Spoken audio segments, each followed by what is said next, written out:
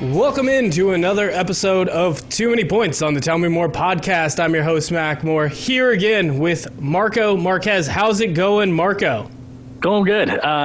AC is broken today, so... not a good day for that. No, it's not a good day. I don't know if you can see it. I probably shouldn't have worn blue, but if you see some sweat marks, it's probably because... it's probably because of all the heat getting in through the windows. Not great insulation either in the college houses down here in Lawrence. Very, very surprising that they went for the cheaper solution.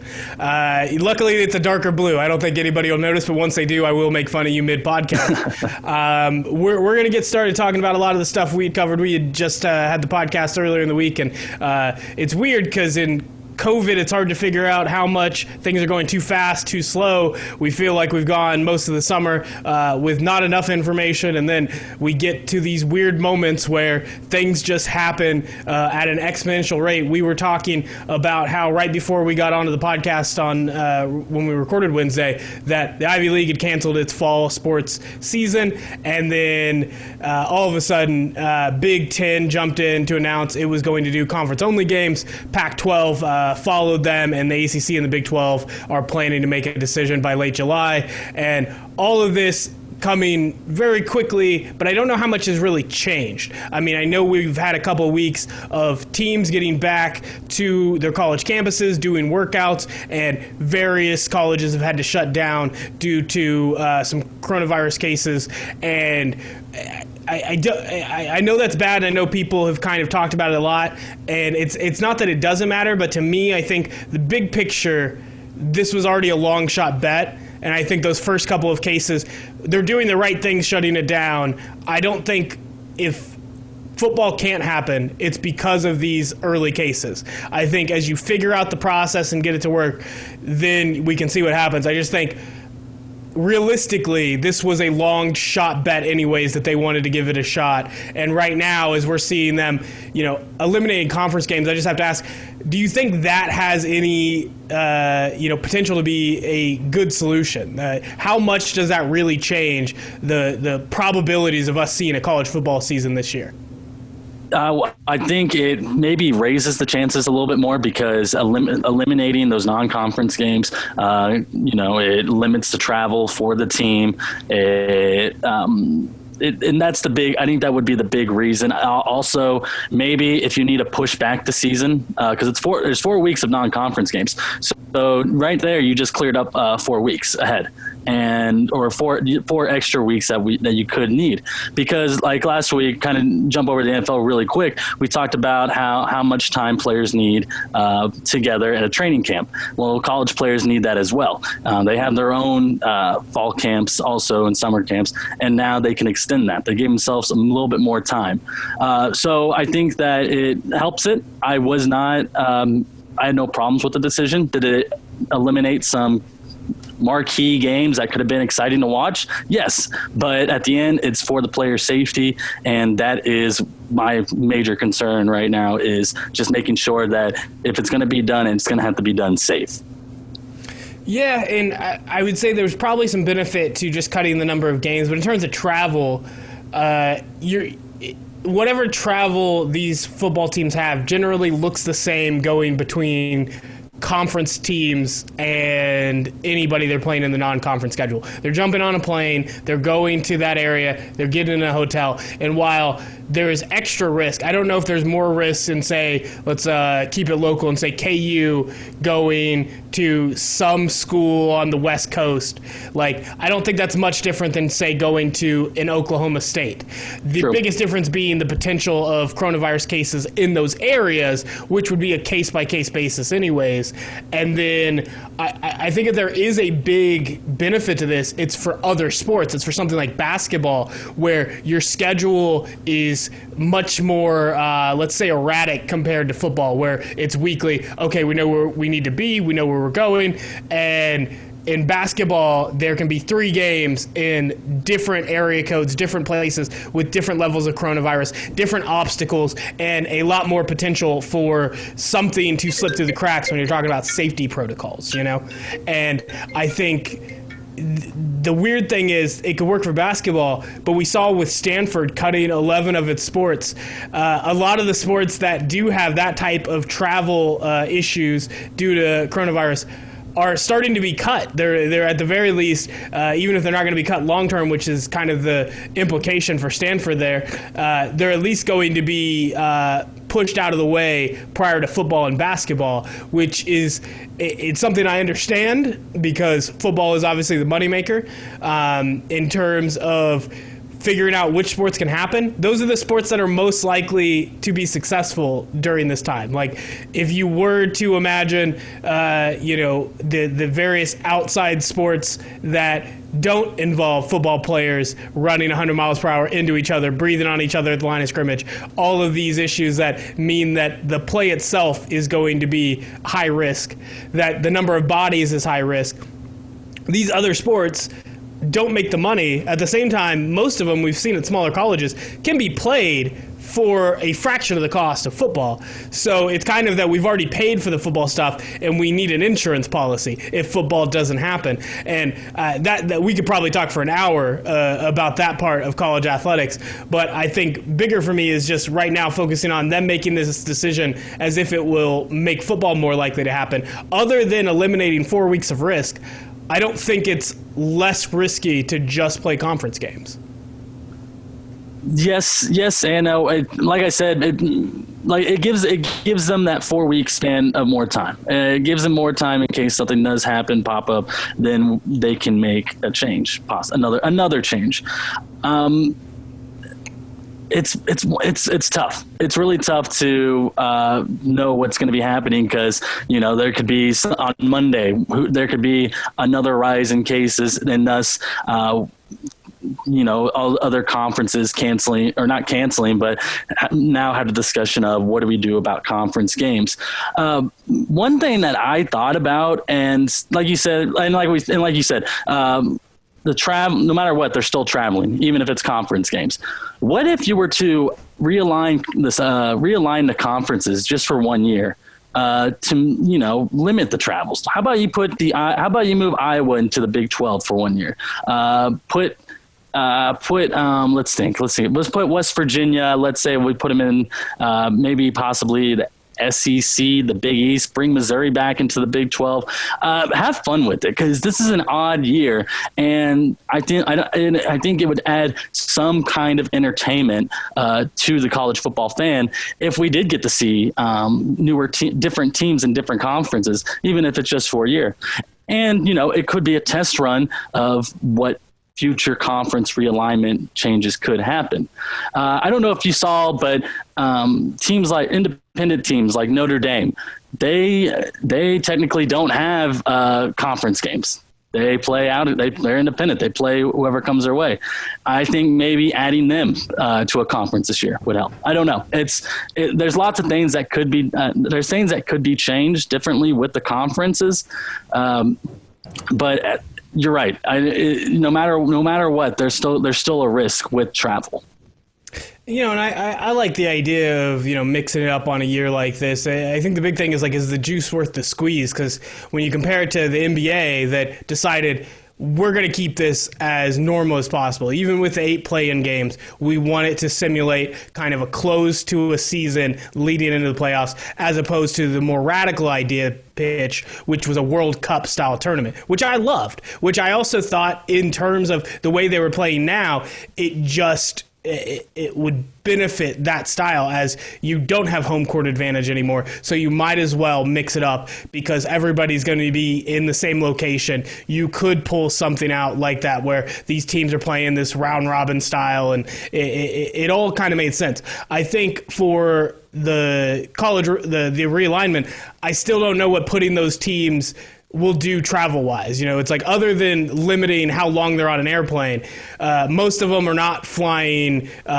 commercial. They're not out there just out there with the public as they're jumping on airlines. And I assume with the problems airlines are having, even some of the smaller sports that were doing that can probably find a way to get on an airplane that's just by themselves because otherwise it's okay, we have so many empty seats on an airplane. How about we bunch them all together so that the soccer team can jump on that there. I'm pretty sure airlines are willing to do whatever they can to get money, and that this would be the only place where money is being freely spent, is in college athletics if they were to resume in the fall. I think when you talk about realigning them, is the juice worth the squeeze?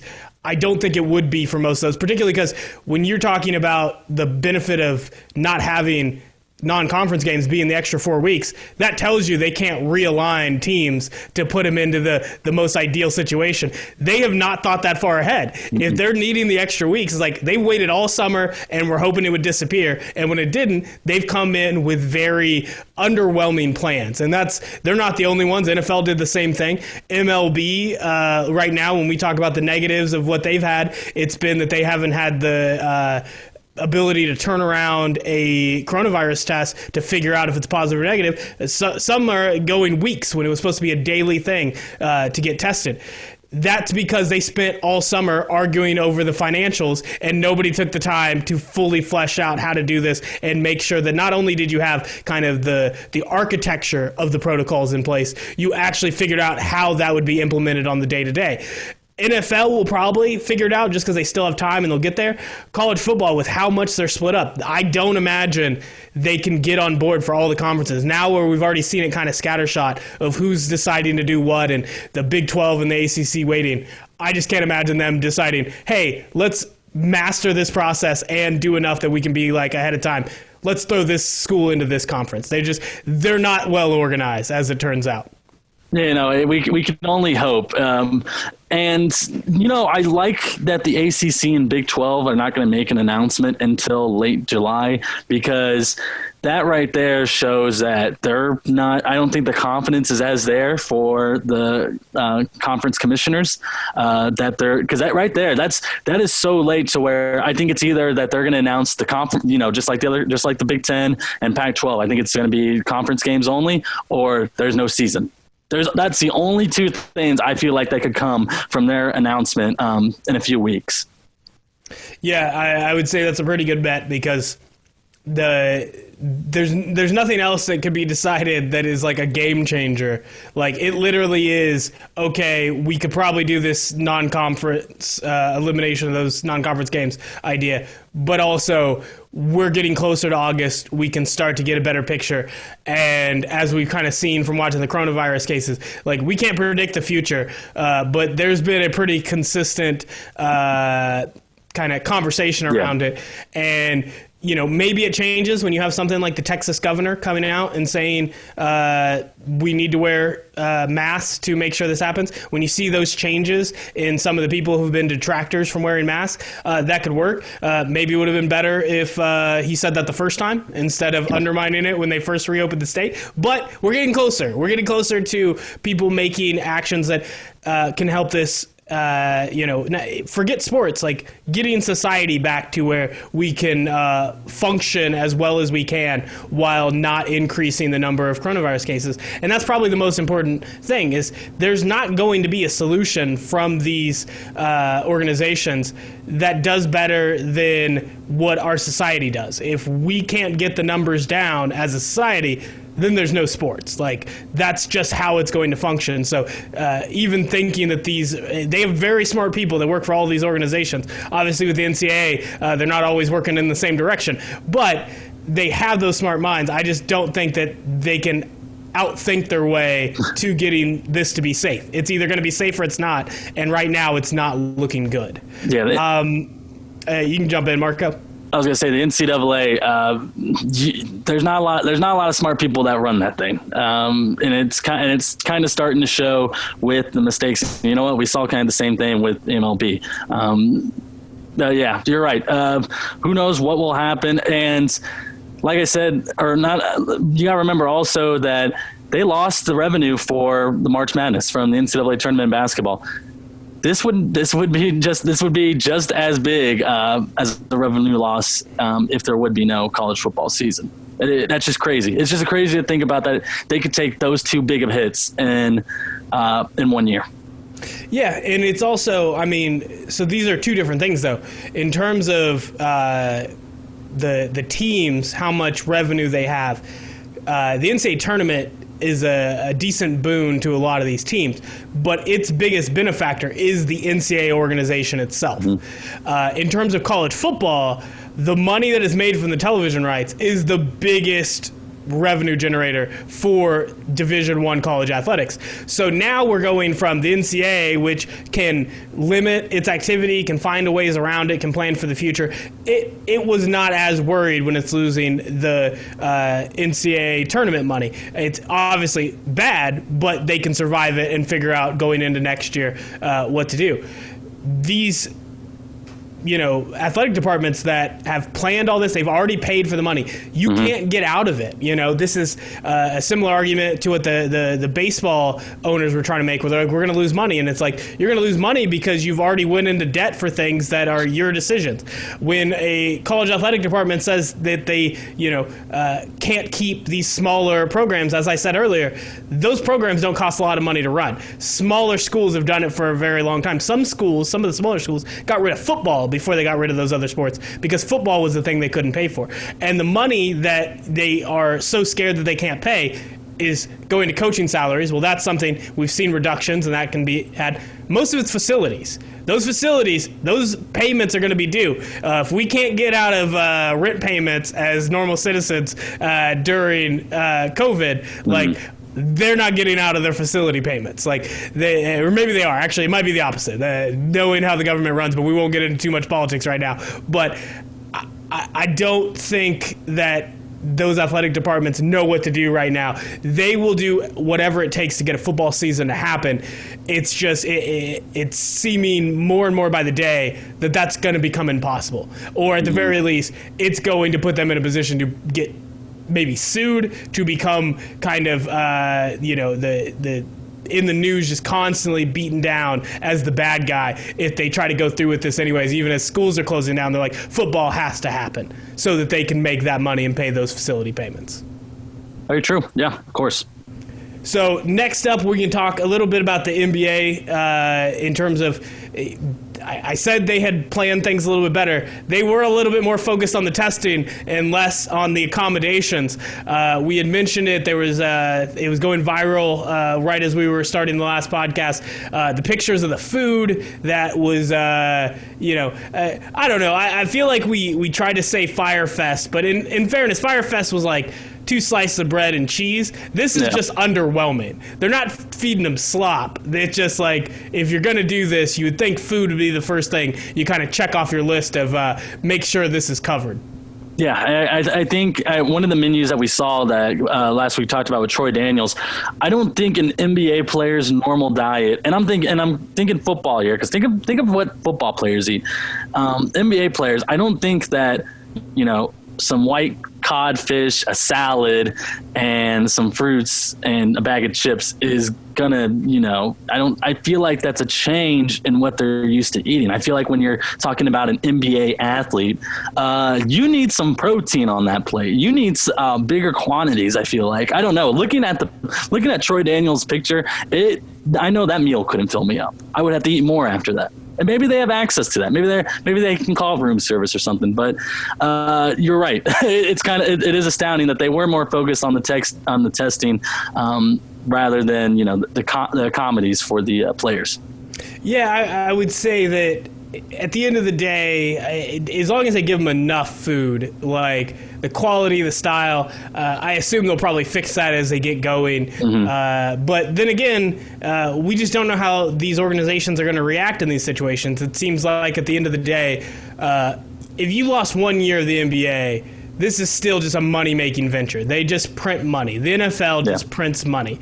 So any decision you make, if you're looking at the bottom line of what you're losing this year from billionaire owners, we know that that mentality doesn't make sense. Any step you need to make this work is going to be beneficial, because one, you're going from making $0 to a lot of money if any games are played. So you need to do what it takes, which would mean putting the money into making sure the facilities are top notch. I don't know what it costs to be at Disney World. Hopefully they didn't just spend all the money on that and forget the food side. And then it will be interesting to see if that continues with these players, because you're right. Like, they need to keep the status quo with their workouts, with their diet, with everything, because there's already going to be so many changes in terms of how they try to play the game, all the stuff they have to go through to make sure they can get out on that court. And these are precision athletes. Like, you change one thing, it can throw them off. Now you're changing a dozen things. And you definitely, if food is one of the things that goes by the wayside, that's going to be a tough couple months for these NBA teams. Like, you need them to, at the very least, they need the workout equipment, they need the food, and then they need the room to be something where they can feel safe, they can be safe, and then hopefully not get out to go down to any of the bars in Florida. They need to make sure those are probably the most important things to keeping them well prepared for this NBA playoffs, and to make sure that they deliver a solid product, because we don't want to see them out there at half strength. Like, I don't. Like, that's not what I'm hoping for. I did like the comment from John Morant saying he doesn't he's not fed by a silver spoon, because I thought the rooms were fine too. I don't know what Rajon Rondo is complaining about when it comes to the room. I don't know. That's just me, but I guess he's going to be living there for 2 months. But the whole Paul Millsap thing, having no windows. You just talked about. You just said players need a place where they can go and somewhere where they can feel safe. Paul Millsap might go. I'm not saying he's going to go insane, but I mean, no windows in a room. It just doesn't feel right. It just feels like he's kind of enclosed, like a test subject or something. Yeah, I saw somebody joke, though, that it's like, isn't that exactly where Paul Millsap wants to be? Has he ever had a window? Like, that's just kind of the solitary soul that Paul Millsap is. No, it definitely, that is something that should have been worked out already. And it's funny. I think even Rajon Rondo, it's funny to talk about. Like, we don't have to assume that they're woe is me and they're like, this is the worst thing ever. Like, most of us in some situation like that, it's similar to inviting, I don't know, a national championship football team to the White House for a bunch of fast food stuff. At the end of the day, it's not awful. I would love to have a fast food buffet. At the same time, if you're talking about a situation where that normally involves a really good food, a really good spread, and it's a very classy affair, then you're definitely going to make fun of the juxtaposition of having a bunch of Big Macs and Baconators laid out before you. It's not that it's awful, and it's not that it's the worst thing in the world. It's just funny, and it will be interesting to see how the NBA responds. Is there going to be a huge overhaul of the menu? Are they going to do everything they can to accommodate them? Or is it just going to be kind of marginal improvements to make them as happy as possible, and maybe just give people more T-shirts? Maybe it's great to see how many are there, and I wonder, with Joel Embiid showing up in the full hazmat suit, isn't that just what we should all do? I've yet to see a good reason to not do that. Like, I think my cousin Jeff posted, like, shortly after all of the shutdown happened in mid-March, he was like, couldn't we all just wear hazmat suits? And just immediate reaction of like, no, that doesn't make sense. It doesn't work. It's like, why not? Like, worst case scenario, it's like the mask. It's like you're minimizing the risk. And if your best criticism is that people aren't smart enough to use the gear correctly and they will just touch it wrong, it's like, we're going to do everything else wrong without the hazmat suits. At least there's a layer of protection before we screw up. I mean, that's my opinion. I don't expect them to play basketball in hazmat suits, but it might have just been smart enough for all of us to get. You can get a decent set of PPE gear for like $30. You know, maybe that's the first thing we should have all done. Amazon would have taken like 3 months to get it to me after they delivered my computer monitor in a day. But eventually, we would have had hazmat suits. We would have all been fairly safe, and we could have got through this. But it's a tough situation for the NBA. They're trying to make it as safe as possible, but there's nothing that when you show it on camera isn't going to look like confusing. It's kind of like the NFL trying to get rid of the jersey exchanges. They're not wrong. That is an action that is risky. Is it riskier than playing the sport itself? Well, no, it's not. So it's all about these decisions that we make, and they're all going to look pretty stupid if we put them on social media and kind of look at them for too long, because we're doing some dumb things even trying to make a lot of these things happen, considering the state we're in with coronavirus cases. Anything else with NBA that stood out to you that you want to talk about? We hit on kind of the big teams that we thought would go deep. Is there any other kind of teams that you're interested to see how they play in the play-in and in the playoffs, but you don't really think of them as a true contender for the title? Like Jackson said last week, the Pelicans going to be a really fun team to watch with their youth, and a team that's on the verge of being part of the playoffs in the Western Conference, but not quite there yet. I saw some photos today of Chris Paul at practice for the Thunder. Last week I said that's a team where they were hot, they were exceeding expectations before the pandemic put the season on a hold. So where are they going to be when the season restarts? Are they going to be able to stay as the 4th, 5th seed over there in that conference, or will we see them drop some more? That'll be a really fun one to watch. I did put my money. I did make my official bets on the Bucks and Lakers making the finals, and then I put my money on the Lakers winning it. So there's no going back. I put my money where my mouth was from last week. So I won't ask too many details to try to get you incriminated for any sort of illegal gambling. But what are the structures for if the season doesn't play? I assume it's just money back if there's nothing actually played. Okay. So, but what are the parameters for this? If you're picking the NBA champion, it has to be played through to the end. There has to be not the Lakers as champion, or you get your money back. I would assume so. If that's a good question. Check the fine print, man. You would put your money down. You know what? That's why I just went through my friend.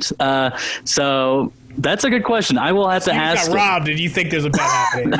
You have no money anymore. Okay. Exactly. You know what? And I'm used to losing money during the quarantine. Shout out to German soccer for doing that. But I have yet to hit one, and so hopefully that I did not think about. I'm very new to this, so that's a good question. Yeah, just wait until you try to jump into parlays. Then, if you're new to sports gambling, wait for parlays because it'll ruin your life. I think with sports betting, I've wanted to kind of look at it and figure out, even if it's just hypothetical at this point, if I don't want to throw money down, I just kind of want to see where everything's at, because this would be the optimum time to be an elite gambler that's putting the money in the right places, because usually a lot of Vegas is about information. It's about being able to predict what's going to happen good enough. It's about being able to read kind of where people feel money should go. Sometimes when the Cowboys are better odds than a team that is actually more likely to win the Super Bowl, that's because there's more Cowboys fans that are willing to waste money on it, and it slides the odds, and there's all these things to predict. Those are harder going into these sports seasons where we had such a weird finish to where the seasons were at, and we talk about the NBA and just kind of being cut off, and then now jumping back into it, put into atmospheres that aren't conducive to normal results. When you talk about being in a bubble where everybody's playing without crowd, you no longer have a home court advantage. So something like the Lakers, where you'd think, Lakers Clippers at Staples Center is a conference finals I want to watch, but also is one that is a little unfair to the Clippers, because the Clippers are really good. There are no Clippers fans. They just don't exist. So you get stuck into those, those advantages that would normally be there are gone. And when you try to figure out the minutia of how does this bet slide a little bit better? Maybe the numbers Vegas is giving out still reflect what we traditionally see, but we're not in a traditional situation. And I wonder how much money could be made from that, but at the same time, it's hard for me to look at a lot of these things thinking, I'm going to put money down on the Bucks to win, the Lakers to win, whatever, and we just get the season canceled. Because then I get disappointed not only from the season getting canceled, I get disappointed when they give me my money back. Right, because I'm going to spend the next 10 years telling people I should have won that bet. You're exactly right. That makes sense. Yeah, getting your money back, it hurts a little bit because you wanted to hit on it. I would be all right getting it back, but it's the whole point of gambling. You don't you kind of go in not caring. That's the way I would put it, that you would lose, the $20, the $10. That's a good way to describe it. You don't sound like a gambling addict. That's good. Because you do, like for everybody else, you do care. You're just not smart enough to stop putting the money down. Because even losing the money rather than getting it back, you feel more alive. Right. It's like winning, losing, not getting to play at all. That is the gambling philosophy in terms of the hierarchy there. I'd rather lose than them hand me my money back and be like, sorry, no more sports. Not getting to do it this way. It's funny that you say that, because I do see my friends when they do break even, because that's what happened on the over under. And if it's just an even, then they get their money back. They're like, well, what the heck, man? Why did I do this today? Exactly. Yeah, and I think of like the types of things that are either adjacent to sports or outside of sports that are still going with betting. We talk about like esports and things like whether it's Rocket League or like they still have like NBA 2K simulations. They have Madden simulations. You can go on Bovada, bet on who's going to win those. And it's weird because I don't really feel inclined to do those. Like I need to know who it is. I need to know that I'm actually going to watch this normally. I think you hear from a lot of people that sports gambling is exciting because it gets people who don't really care about the sport to care for that game because their money's online. And I guess that's true to whatever degree, but I don't feel that way. Like I feel like I need the sport to have already mattered. And then the gambling amplifies it, like it just makes it matter that much more. And so I've looked at different things like whether it's all the other countries that have done better than us and gotten sports going. I just see games that I'm like, I'm not going to put money down on that. I have no idea. Who's going to win. And I know that my odds of winning are probably equal to the sport I think I know a lot about, because we all overestimate how much we know about sports. And then even if we don't, the whole point of the line is to even out knowing which team's better. So you just think that it matters. I just want sports back. I don't need to gamble on sports. You're right. I will if they're back, but I don't need to. I really want to watch sports. At the same time, don't take that to mean that I just want them to do whatever it takes to get back. I would like them to do it safely, and if they can't, we just have to be sad for the next 6 months. And that's when we get to talking about the NFL right now, because it's the one I think most likely just can't happen. I just don't. Football has the highest hill to climb, and right now we're getting the NFL and the NFLPA. They're hammering away on a plan. They're giving us more details, but as we mentioned earlier in the show, the fact that they're so slow to finalizing these details, the fact that there's so many things that are still, we're not sure on this yet, that's a bad sign with where we're at. And I know they still have more time than the other sports that are trying to start in July, but you really had time to have kind of at least figured out a framework that you're kind of batting between a couple ideas. It feels like there's a lot of stuff that they just started discussing last week. That's not good. When you're talking about, the number of preseason games or testing protocols, preseason games you can fight back and forth with. That's fine. How do you not already have a set of testing protocols that you believe you're going to go with? Because even if you're going the optimist view, you're imagining a scenario where football is played. That scenario still is going to require strenuous testing. That testing could have already been decided. And while we're learning more and more about the virus, there's not really been a big change in what is the most effective version of a testing protocol for players that are interacting every day. So when you look at the NFL still kind of batting around these things that kind of should have been worked out already, like, is that just as scary as the number of coronavirus cases that just gives that the average person a sign that this season isn't likely to happen? If everything works out for the MLB and NBA and we do get a champion of those respected leagues, then an NFL has to delay the season. Shame on them a little bit, because that right there kind of tells me that when this first started, they figured that it was actually going to, end. Like there would be no corona anymore now, either because of a vaccine or our country did the opposite of what we actually did, and now we're paying the consequence for that. So the NFL, That's what I'm saying. It's just that you're right. They should have had a plan implemented. They should have things figured out kind of more by now. We should see something around this time, because training camp would have started 2 weeks from now, I believe, into July, or it would have. I'm trying to think of when it usually does start. Yeah, but we'd be pretty close to it right now. Exactly. We would already have OTAs and all that. It's one of those things where, like, yeah, NFL has to come through if the other two major sports leagues do. Yeah, and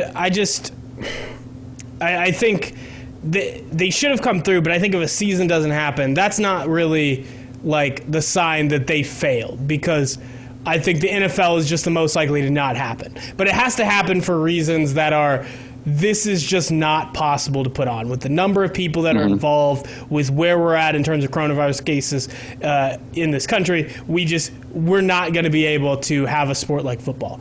But if it is because of those same issues that the MLB is running into right now, if they got kind of the thing that they had been touting for so long, which is we get to see MLB and NBA run through it first, if those mistakes are what ultimately dooms NFL season, then that'll be a problem.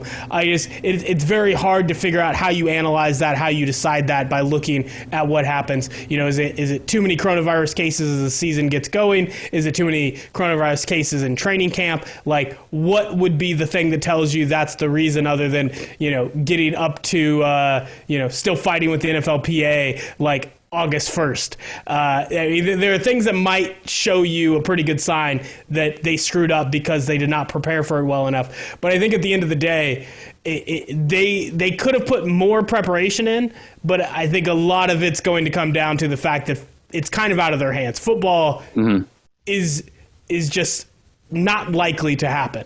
That is where I'm at right now, and I could be wrong, but I think even in a situation where we look at the numbers we see in other countries, football in America, with how many kids would be playing, how many players are on college teams, how many players are in the NFL, the number of people involved, particularly when you think that there's going to be some sort of crowd at Arrowhead Stadium that even reduced size, that is a number of bodies that if coronavirus is still out there at all, you are increasing the risk exponentially at least once a week, every Sunday for these NFL teams, every Friday, Saturday for high school, college teams, and every practice these kids are at where they're interacting. And if one kid has it, that multiplier effect will doom you in a couple months. It's like that no matter what, the numbers game with football will always overmatch it. And I think that's always been true, and it's just something we've kind of put on the back burner. We haven't wanted to admit,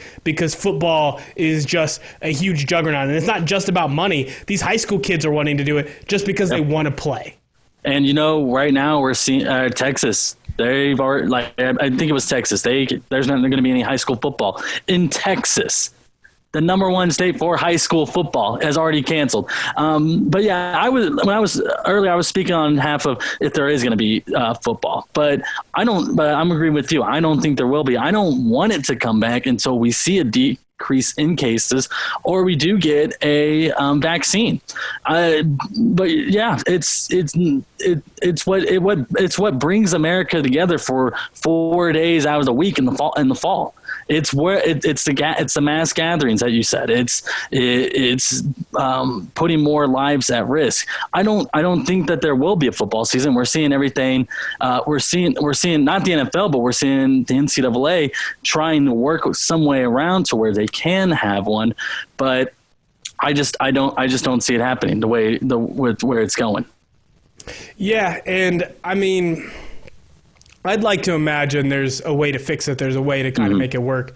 It's just, I thought from the get-go, I thought as soon as we kind of had a general understanding of what this pandemic looked like, it boggles the mind to imagine a scenario where, like, it's not that you couldn't play, but to keep it safe and to do it across the country, like, eventually there will be an outbreak in your state, in your area. It will put those, even if the kids are in less in jeopardy than adults are, they're potentially able to carry the virus and give it to their parents, their grandparents, the same people who would try to go to a game. I was thinking back to just a few weeks ago. Basically, the wife and I were out at the Black Lives Matter protests in Lawrence, and like we knew we would be out there and we'd want to quarantine a couple weeks after that, but also the wife wanted to make sure 2 weeks out to see her father, who we hadn't seen in a long time, and he's like 80 years old, and we have to be very careful with something like that. And that situation is the type of decision everybody is having to make right now. Everybody is trying to figure out what the risk is involved, and we just know that too often people will, take an extra risk, and that doesn't make them bad people. But when we're talking about a football stadium that's even a quarter filled, when you talk about the interactions that's going to increase, not at one site. Like, it'd be one thing if it was one site.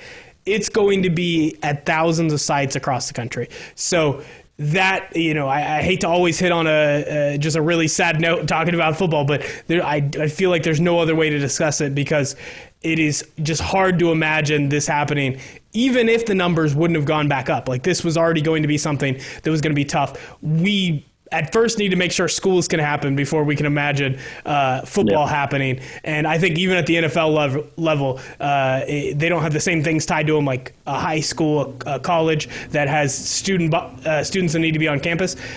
I think the NFL is still just so many people, and it could happen. It's not a good idea no matter what. Like, that's my strongest stance I'm willing to say right now. It's just probably not good to have it go down. To turn it back to something more positive, so we don't just sit here in sadness about losing football season. I saw this from Warren Sharp. Russell Wilson has never received an MVP vote. I did not realize that. I mean, neither. That's crazy. The stats that he threw up that tell you why it's crazy. First QB with 200-plus pass TDs, 15-plus rush TDs in his first 8 seasons in the NFL. He has been the winningest QB in NFL history from his second year in the league on. So by the end of every season since his sophomore campaign, he has been the winningest QB in football history. That means, at the very least, I'm not saying I won't even go to the crazy idea that, like, over the course of 6 years, Russell Wilson, couldn't win the MVP one of the years. It's a travesty. It's awful. Yeah. How did he not win it? Because there are a lot of reasons that can happen. You can be the second best player in the league all 6 of those years, have a different best player in the league all those years, and just miss it by a bit. It can come down to just kind of preference of what you kind of value. But to not get a single vote, like, who's voting? What the hell is happening that Russell Wilson can't get a single vote for MVP after all this time? It only comes to show more that people around the NFL, especially those who are voting, still don't respect Russell Wilson for what he's done. And it's hard because it's also hard for him because MVP is mostly a quarterback award, a yearly quarterback award, it seems like. And so the years like when Matt Ryan and Cam Newton won it back in 2016, 2015, there's other votes going into, the Tom Brady's, the Aaron Rodgers in those years. And that's kind of been it. He's always been kind of that guy who's been kind of in their shadows. And I don't understand that when you had put that in the rundown, I saw that. I was very shocked because I would feel like a guy who threw 4,000 yards in back-to-back seasons, at least in one of those seasons would have gotten one vote. But it just comes to show that Russell Wilson still doesn't get the respect that he deserves. Yeah, it's crazy for me because I think there's definitely been years where I thought of him as at least somebody who was a vote at least. Yeah, he's an alternative candidate when I think of who should have won.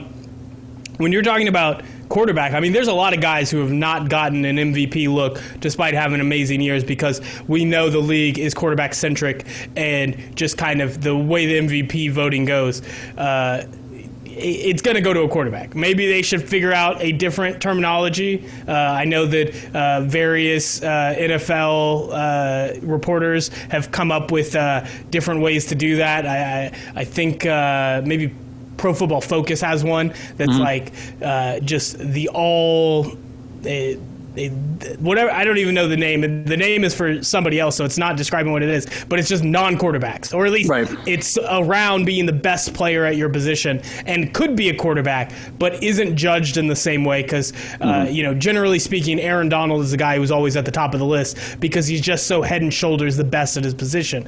And then quarterback, it's like, okay, maybe Patrick Mahomes right now could still get that vote, but generally speaking, there are a lot of great quarterbacks and nobody's really head and shoulders above. So unless you had just this extremely remarkable, groundbreaking quarterback season, you didn't get the vote just because you were the best quarterback in a given year.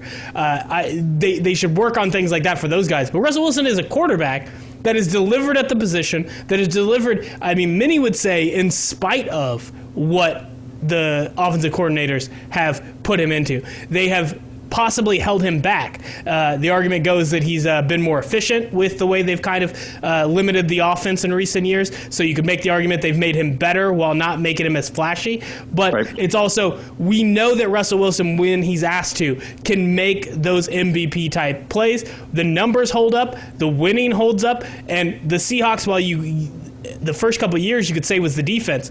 In the years past, it's like the last few years have not been the defense that has won them those games. Russell Wilson has won them those games, and just one vote. That's all we're saying. Like to pretend like he's not in the top 1 or 2, 3 best players multiple years over the last decade is crazy to me. And just seeing that, it was the best argument I could have for things while football is not happening. Is there anything else NFL-wise that has stood out? I know we went through all the contract stuff, mostly with the Chiefs this last week. Is there anything else that's really popped out other than we might get to a couple controversies here at the end before we wrap up? No, because like you said, there's no football going on right now, and there's a whole lot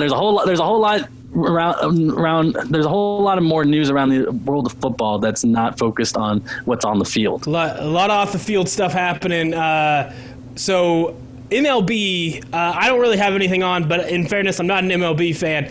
Anything that's really stood out, surprised you in the last couple of days? Okay, so Josh Vernier, who covers the Royals for 610 Sports over in Kansas City, he tweeted out today that all 3 catchers on the 40-man roster are on the IL list with less than 2 weeks before opening day. Let's get that. That only makes the argument more of how is this going to work when you have to quarantine players for 2 weeks? And it's just one of those things where we're finally seeing how this is affecting the game in the matters of, Salvador Perez, he won't be there for opening day because he had corona. He's going to be out for 2 weeks for playing. We're going to be not seeing key players possibly if they do test positive. So that's just the Royals right now. As far as the MLB goes, I haven't seen anything else with big names, but the Royals right now don't have a catcher for opening day. And that's just concerning. Yeah, and I guess the other thing, like for, you talk about the catchers all being out, it's like that's the biggest problem is you're not having just a coronavirus positive case that, eliminates that one player. It's everybody in their position group that has worked with them. Like that's the thing you're risking. And we talk about it like now we're seeing how it works. Like we all knew this like weeks ago. Like anybody that had thought about it for any time at all told you that this was not only a possibility, was a likely outcome. And that's probably going to be the scariest thing with, going back to like NBA is like there isn't a position group that you're losing. The whole team is interacting together. If one person has coronavirus, you have to do what we've seen in the practices, shut it down. And that's why the whole bubble idea is if it's not a true bubble and one person has it and it starts to move around, like all of a sudden you're going to lose whole teams for 2 weeks, and they've not even told us a possible contingency plan for what happens when a team has to sit out during the play-in games. What happens when the Lakers are under quarantine for the first round? Do they just forfeit? Does all of a sudden Pelicans sneak in and the Pelicans are on to the Eastern Conference semis? Is that how this is going to work? Because they've given us no idea of what the response will be, and they've not given themselves a window to wait. I don't even know what situation would happen in. I don't know if it would be like the first round where one team has coronavirus, so you have to wait 2 weeks for that game, but you're going to play the other, 7 rounds, seven series. Like, are you going to be able to do that? And then once they're finished, catch up and have them play their next round of games. If it's the Lakers going into the finals, let's say, and they end up getting quarantined, do you wait 2 weeks? Well, there's a very thin window for that. They didn't leave themselves much time if they truly plan on starting in December. And I think the thing that was left unsaid is, if this fails, they're just not playing next year. That's kind of the big, or at least we'll wait till the summer and, try to play with a vaccine and, start a shortened season that way. But I think the way the timeline is set up, they might have to hold off a couple weeks. But any sort of problem with the NBA being played will lead to it running into the next year. And I think that's where MLB is in a much better situation, because worst case scenario, they just stop. They're just not playing, and it's like, now our new timeline is next spring. And, knowing the kind of the way we lost this year, you're not going to be as worried if you lose spring training, but it's okay. As soon as it becomes clear going into the summer, let's make sure we have everything lined up to get going there. So they have less to lose, where the other leagues are they've put themselves up against a wall here, particularly the NBA. And I wonder, what could be the outcome, because they've not given us those possible alternatives. Yeah, you're right. You nailed on every point there. And also players returning from quarantine, they were just, not doing anything for 14 days. What's their skill set going to be at? Where are they going to be at, stamina wise? Are they going to be a little bit more fatigued? It's just big old, are you going to be getting the same player that you had before they had to quarantine? Yeah, it's going to be a whole mess, and I feel like at least with MLB, the way the roster sizes are, you have the spacing out of players on the field. You have more players that can be, whether it's called up. Obviously, without the minor league system, kind of put a hamper on that. But there are those alternative options. NBA really is. If you lose that first core, that's the show. That's everybody. You could try to bring in the G League affiliate and throw them on the court, but they're going to get slaughtered. There's not a way to play the game without the main stars. MLB will kind of feel it out and can kind of get around it. I think, without a doubt, their biggest problem is not kind of how the game can be played to remain safe and what happens when people are quarantined. Their biggest problem is they screwed up the initial testing protocol. They screwed up the starting line of how do we get this going, and they should have been ready and they weren't. But I think otherwise, they're also the most likely to get this to work, to get this to happen, because the game is built better for that. I think NBA, it's just a crapshoot, and the moment one case happens in the middle of the playoffs, I think the whole thing comes tumbling down. And then I think the NFL is just one that they're going to try their best and they're going to start, but it's going to end badly. Like that's kind of my diagnosis for the three major leagues. And we'll see what happens. But any other coronavirus stuff before we talk about some of the off the field controversies? Nope, that was it. So the first one, and might turn this into a 2-hour podcast accidentally, but the conversation has come back up about Native American mascots, and particularly Washington's, that has been fought tooth and nail by not only Dan Snyder, but if you go all the way back to the founding with Preston Marshall. This is one that I think, even if people growing up didn't understand the significance of it, once you kind of take a second to hear it out, hear the problems with it, you know that there's no other option than moving on. This isn't the Chiefs. This isn't the Braves, the Indians. This is the Redskins, that you have to bend over backwards to pretend that this isn't a racial slur.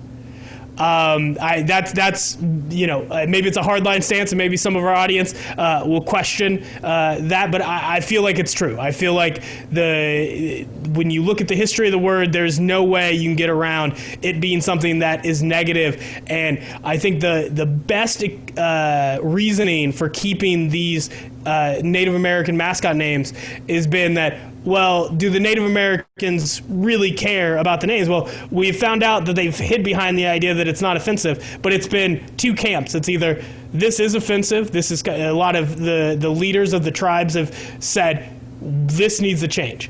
The other camp has been it's not offensive enough for us to worry about it right now. Yeah. That's not the same as endorsing it, and they pretended like it's a 50-50 split. If you have 50% that say this is awful and 50% that's like, I got other things to worry about, that is not a good reason for keeping the team name and pretending like it is positive towards the indigenous people in America. Yeah, and you said that's exactly right, because you have that other half who does find it offensive. And basically you're pretty much saying that I don't care what you think, or if it offends you or not. And I'm all for the Redskins changing their name and logo. I don't know if Dan Snyder will follow through with it, because he's just a jerk. But you said it right there. I think you summed up where they're at right now pretty well. And I think for the Redskins, like, it would do better for them to just change it. It would be better for them. And I think at this point, they've been such a bad franchise for so long. It's like a new start anyways. Like, yeah. I think at this point, the kind of idea when we first saw the press release was they were going to make the move. And then since then, we've had Donald Trump tweet about it. And we know that the moment Dan Snyder has anybody in his camp, he is going to dig into the dirt and not move. Mm-hmm. So that has been kind of worried. But it also started the conversations with those other teams that maybe are, not as much on the forefront, but do need to be discussed and need to be handled better. When you're talking, even we're Chiefs fans, and we know that we have seen people at the game that are wearing the war paint and the headdress, and even something like the tomahawk chop that I can understand. I grew up and not thinking of the negative implications. It is just something that can be done away with, and it doesn't stop you from having fun at a football game. It doesn't ruin anything. And any idea that it has been helpful, any sort of the imagery used in sports has been positive and honored Native Americans. You can just look at the state of reservations. You can look at the number of indigenous people in both the U.S. reservations and in Canada, that we have not done enough things to protect these communities. So it should be pretty obvious that if you're going to keep a name like the Chiefs, if you're going to do something, having more than one instance of Native Americans showing up to bless a drum, event before a game, it's like, that's not enough. Whatever it is, whatever that step is, you have clearly only profited off the name, and that profit is not gone to the Native Americans that you're saying you're honoring. So if you were to keep the name, you need to fix that. And I think at the end of the day, most teams should at some point contemplate changing. I think even something the Cleveland Indians made the move of getting rid of Chief Wahoo. That was a good first step. Yeah. That shouldn't have taken until 2018 or 2019. I forget if it was just last year or the year before, but it shouldn't have taken that long to realize Chief Wahoo shouldn't have been on all of your merchandise, that was an offensive logo that needed to go a long time ago. Yeah, exactly. And then that was, and I commend the Indians Cleveland for doing that. And you make a great point. If you are going to keep some, now as for the Redskins, I think we both agree that theirs is more on the offensive side than Cleveland and Kansas City. Correct. Okay. So you're exactly right. Make some donations. Do something beyond the call of duty as an owner. And maybe that's something that we will see in the future with years to come. The tomahawk chop, I would be okay getting rid of it. I think it was something that, and it wasn't even started with Kansas City. That was something that came from Florida. I think it started with Florida State. Every team with a Native American themed mascot ends up doing the tomahawk chop. So it's not, about Kansas City. It's not something that we created. And even if it was, that's not a reason to keep it. That's the way we've always done it. Yeah. It has never been a good reason, and we need to stop it now. That's kind of the idea. And it doesn't mean you have to get rid of everything immediately, but you should take some time to think about it and having the simple idea, well, it's honoring. We've seen some pretty awful ways of honoring the not just Native Americans that are the mascots for these teams. When we talk about, whether it's like the Vikings or all these other teams that have these caricatures as symbols, there is some goofy stuff that happens that is not this we're only positive about it because we love our team. And when you have those problems about people that, it's not the Vikings, this isn't a group of people that no longer exists, that were, not a racial group to begin with. We're talking about people who live here right now and have to deal with these images and how they impact their lives, how they impact the society, and how that society views them. Those are things that you have to think about. They should have been thought about a long time ago. They need to continually be thought about. How can you improve it if you are going to keep those names? And I will say, like you talked about, you see fans going into games with the head. I can't think of what's the. There's a headdress that they end up wearing. Yeah, and don't let them in. Make them take that stuff off. Treat it like how you're treating how companies are treating masks right now.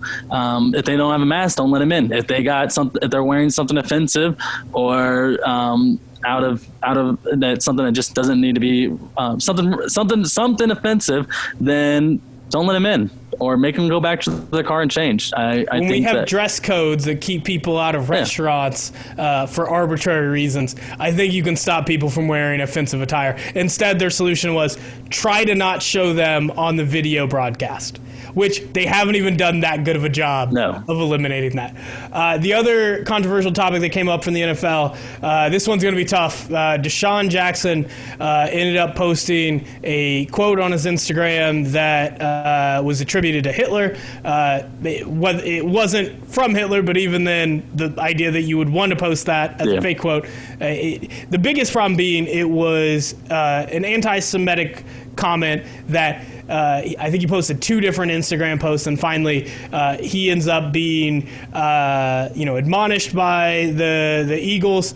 But as that's happening, Steven Jackson, who has come to prominence, being a voice for the Black Lives Matter movement, being a friend of George Floyd, he said something that I think I'm more upset than Deshaun Jackson's random posting, because these are Steven Jackson's actual words as he's going on, trying to defend Deshaun and saying, but he's trying to educate people the truth that he knows. Well, then it becomes, well, what's that truth? And by the end of a Instagram video that he didn't need to do, he didn't need to put this information out there, he spills a very clear anti-Semitic conspiracy theory about the Rothschilds. And that at this point, it's so strange because Deshaun Jackson has apologized. He has talked with the Eagles front office and with various Jewish players around the NFL that are talking about how do we turn this into a dialogue to make sure that these ideas are squashed out where they can be. Steven Jackson is still trying to say that, he was pointing to the fact that the Eagles, mismanaged the Riley Cooper situation, which, in fairness, when you're talking about hypocrisy, they've gone the same steps with Deshaun Jackson they have with Riley Cooper. We'll see if Deshaun Jackson randomly gets a 5-year extension in this next year. Then we can start to criticize that a little bit. But they are different situations. But Steven Jackson still is saying that whatever truth was there about the Rothschilds, a lot of his comments sound a lot like when people are talking about how they're not racist because I have this black friend who knows that I'm not racist. And he's talking about there's a Jewish owner of the big three. He knows I don't mean him when I'm saying this conspiracy theory about the Rothschilds that I'm saying is true, even though there is clear fact that this isn't a thing. Like, the idea that they own all the banks, first of all, let's just start with absolutes. Don't go with absolutes and you won't look like an idiot. But he's not apologized for that. And it's so strange because I want to do everything I can to make sure we're not focusing on this for too long, because everything he has done for the Black Lives Matter movement, I don't want people to try to use that as a reason to not listen, because nothing he said in that Instagram post changed the truth of what he was saying about police brutality. I don't think it should have an impact on what he was doing. But at the same time as we're holding people accountable, I think it was Chris Long of the Eagles said, we can walk and chew gum at the same time. We can make sure that we're focused on these battles and not also letting Steven Jackson say something on a large platform. He has a big audience. He's also doing podcasting right now. So he has a lot of people listening to him. And if you let him say something like that goes completely unchecked, or in this case, he gets to kind of undersell the apology, that's not good, and we have to make sure we hold him accountable of that. And we also just have to make sure that you kind of keep the wolves away that are going to come up and try to use that as a reason to undermine the rest of the great things he's done.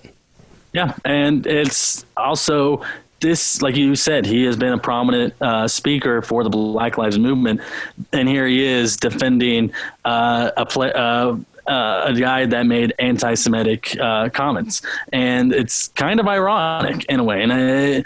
But thinking about it all, I hadn't even watched the Instagram video. Because I had seen kind of the short kind of summary of what he had to say, and I was like, I don't want to listen to that right now. And I think even a former Eagles player even spoke out also, saying that Deshaun Jackson was a distraction from the Black Lives Matter movement. And I don't have much thought on this particular topic, other than at least he's educating himself now. Did he make a mistake? Yes, but at least he's now taking the time to learn. And I think even a player like Julian Edelman, he just went to the Holocaust Museum in D.C. I think it's fine to start normalizing that. If someone speaks up and says something wrong, but works to make up for it, then I think that's fine. And that's why I haven't put much focus into this, and that's my fault, is because I saw that he's taking the time to fix what he did, and I'm fine with that. I'm okay with that. Yeah, and I agree with that 100%. I seeing the steps with Deshaun Jackson, I am hoping, and it is a process. It's not like you could have the idea that what was in that Instagram post is okay, and the next day be like, oh yeah, I'm sorry for that and understand what's wrong with it. It's like, at most, you were sorry that you got attacked for it. Yeah. But in terms of learning from it, it's going to take time. And he's making the steps, and all you can do is hope that they get there. So that's what worries me about the Steven Jackson part, is he has gave a mini apology and tried to redirect while not actually accounting for the thing that he said that he keeps trying to say is the truth, and that is just an awful conspiracy theory that is pushed out by many of the same people that he's been fighting against, pushing for Black Lives Matter. And it's just, when you talk about it being ironic, it is very ironic. And if it was just as simple as Deshaun Jackson, it would be, okay, we're back to a kind of wait and see approach. Let's hope he learns from this instance. For Steven Jackson, I do wonder how much pushback he's going to get, or if we're kind of going to accept the half-hearted apology. I hope we don't. I was going to put on about Dontari Poe. We talked about it for a second. I think we're going to finish up on this podcast, but just asking for Jerry Jones to vocalize support for his black players. He's also talking about he plans on potentially kneeling next year. This is one that I hope that the the conversations from the NFL about this aren't just kind of to give them time, the same way they're trying to get time for coronavirus and figure out how to make decisions later. I'm hoping when they're talking about, considering a Black national anthem before they play the national anthem at the game, trying to figure out if they can do something similar to what the NBA is trying to do with various messages, names of police brutality victims on their jerseys. Like these conversations, I hope it's not just to wait till the waters are less rough for them, that the seas have cleared up a little bit. If they get to the season and they're actually putting these things into place and they're sticking behind this kind of change in rhetoric, that'd be great. Also, it'd be a good sign if somebody signed Colin Kaepernick so you weren't still blackballing the guy that you're now saying you agree with. Exactly. I hope that happens, but I think, does it really matter if Jerry Jones decides to kneel or backs off his policy? Like, is that the first step? Like, do we need to look at the way that the owners that have been very against this kind of shift their opinion? Is that going to be a clearer sign that the NFL is ready for change?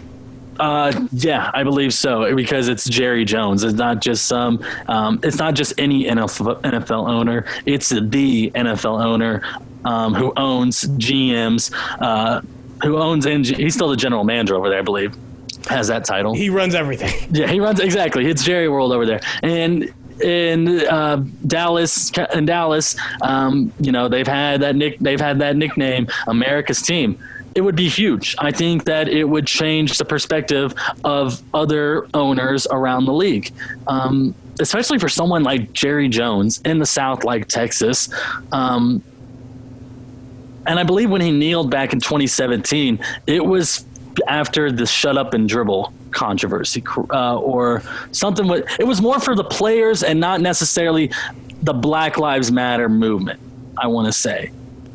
I feel like it was definitely like their first reaction to something. I don't know if it was a shut up and dribble, but it was something that at the time it happened, like they kneel. And then within a day, Jerry Jones basically says, "I'll never do this again." Essentially, like, I'm against this. And it's that reactionary thing that's the most important. What happens when these owners are given more time to craft their response rather than, I'm just going to do what you asked me to do in this moment to look good? But, like, what is your long-term strategy? I think Jerry Jones, having as much influence as he does on the league, it will be important to how he responds. And I'm glad Dontari Poe kind of put him on the hot seat. And it wasn't like he knelt during the national anthem. It was a kneel prior to that. But yeah, I think if Jerry Jones were to kneel throughout the national anthem with his players, I think it would be a turning point and more significant than another owner doing it. And that's not saying that any other owner doing it is not a big deal. It's just, this is Jerry Jones we're talking about.